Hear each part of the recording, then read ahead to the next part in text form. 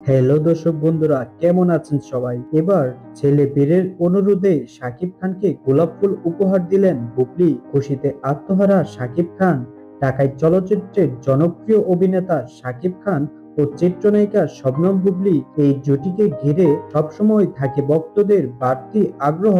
তবে এবার তাদের জীবনে ঘটেছে এক আবেগ ঘন মুহূর্ত, যার পেছনে রয়েছে তাদের একমাত্র পুত্র সন্তান শেহজাদ খান বীর। সম্প্রতি জানা গেছে ছোট্ট বীর বাবার প্রতি তার ভালোবাসা প্রকাশ করতে চেয়েছিল একটু অন্যভাবে। মায়ের কাছে আবদার করে, মা, বাবাকে একটা গোলাপ দাও, বলো এটা আমার পক্ষ থেকে।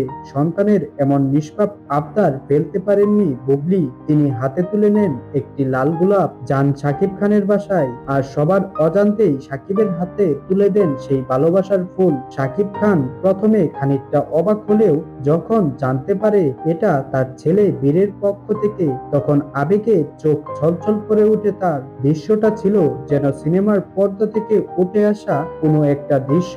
এই ছোট্ট একটা ফুলের মাঝেও আমার ছেলের ভালোবাসা অনুভব করছি। আমি ধন্য যে বীর আমার সন্তান। এই ছোট্ট ভালোবাসার মুহূর্তে নতুন করে আলোচনায় এসেছে শাকিব বুবলির সম্পর্ক। ভক্তদের অনেকেই মন্তব্য করছেন সন্তানের ভালোবাসা হয়তো পুরনো দূরত্বকে কমিয়ে দেবে। কেউ কেউ আবার আশা করছেন এই পরিবার আবার এক ছাদের নিচে ফিরবে।